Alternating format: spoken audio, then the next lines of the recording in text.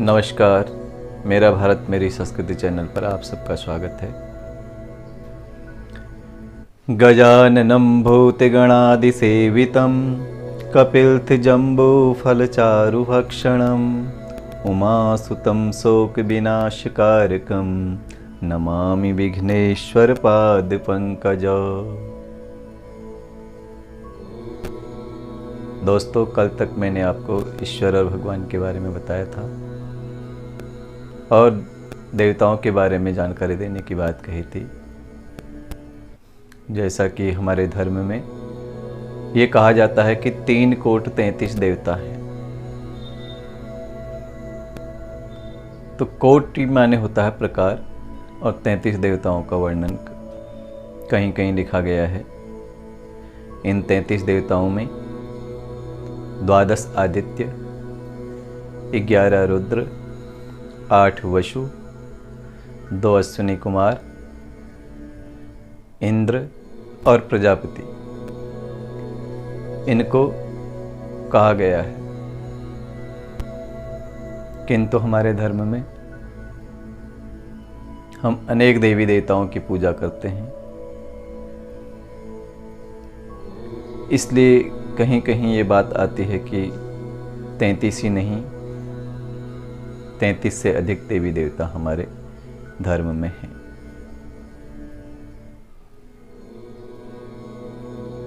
जैसा कि मैंने बताया था कि सृष्टि का संचालन करने में जिनका भी सहयोग ईश्वर को प्राप्त होता है वही भगवान कहलाते हैं।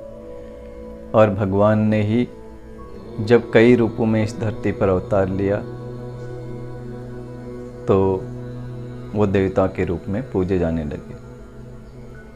देवता शब्द का अर्थ है दिव्य, देने वाला। और जो पारलौकिक शक्तियां जिनके पास हैं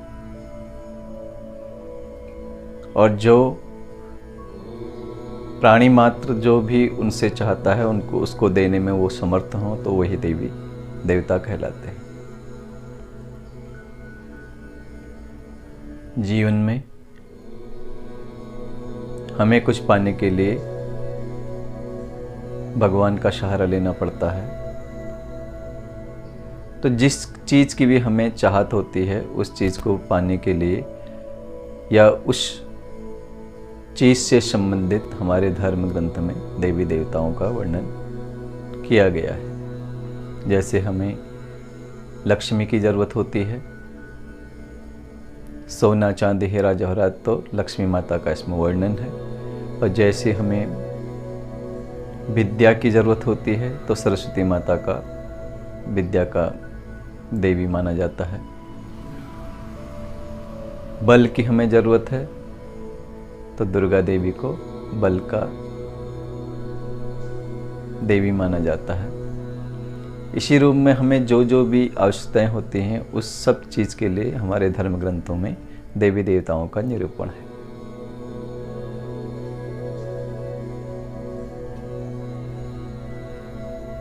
और हमें भगवान सूर्य से प्रकाश प्राप्त होता है, तो भगवान सूर्य भी हमारे लिए देवता हैं। उनसे हमें शक्ति प्राप्ति होती है, ऊर्जा की प्राप्ति होती है। उनका पूजन भी हम करते हैं। हमारे कार्यों में रुकावट ना आए इस चीज़ के लिए हम विघ्न विनाशक भगवान गणेश जी की पूजा करते हैं।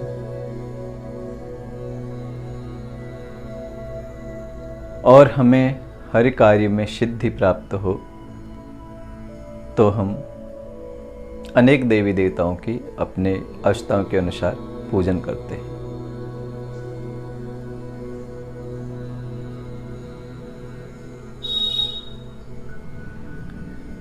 हमारे धर्म ग्रंथों में अवतारों का वर्णन भी है। भगवान ने अनेक अवतार लिए थे। जब जब इस पृथ्वी पर जैसी आवश्यकता इस संसार के संचालन के लिए पड़ी, उसी क्रम में भगवान ने यहाँ पे अवतार लिया। इस सृष्टि को बचाने के लिए भगवान ने समय समय पर अनेक अवतार लिए थे। जैसा कि भगवान श्री हरि कहते हैं, यदा यदा हि धर्मस्य ग्लानिर्भवति भारत अभ्युत्थानम अधर्मस्य तदात्मानं सृजाम्यहम् परित्राणाय साधूनां विनाशाय च दुष्कृतां धर्म संस्थापनार्थाय संभवामि युगे युगे। जब भी इस पृथ्वी पर धर्म की हानि होती है तो भगवान धर्म को बचाने के लिए ही इस पृथ्वी पर अवतार लेते हैं।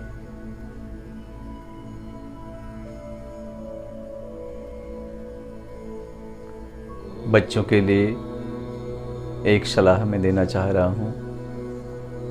हर क्रम में मैं बच्चों के लिए कुछ न कुछ सलाह देता रहता हूँ, इसलिए आज हम किस तरफ जा रहे हैं यह माता पिता भी देख रहे हैं, बच्चे भी देख रहे हैं, समाज का हर वर्ग इस चीज़ को देख रहा है।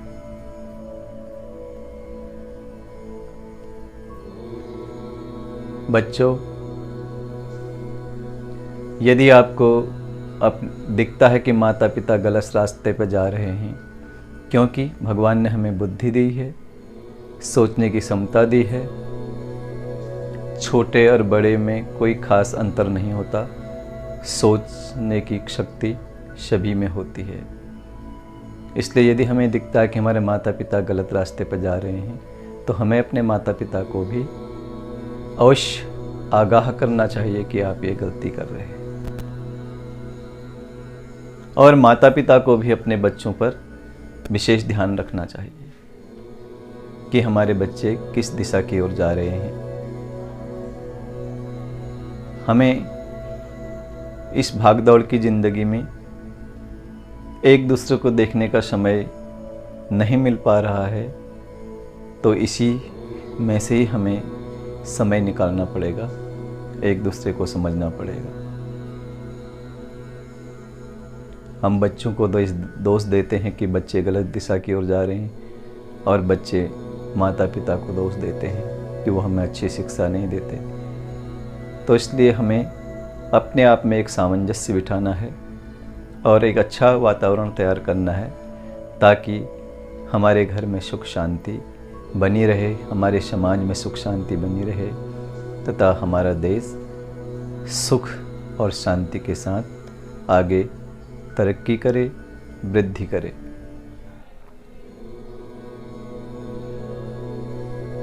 दोस्तों, आज आपको मैंने ये बहुत सारी जानकारी दी हैं, तो आपको यह कैसा लगा? आप इस बारे में अपने कमेंट्स ज़रूर दीजिएगा। जैसा कि हरेले का त्यौहार बहुत नज़दीक आने वाला है और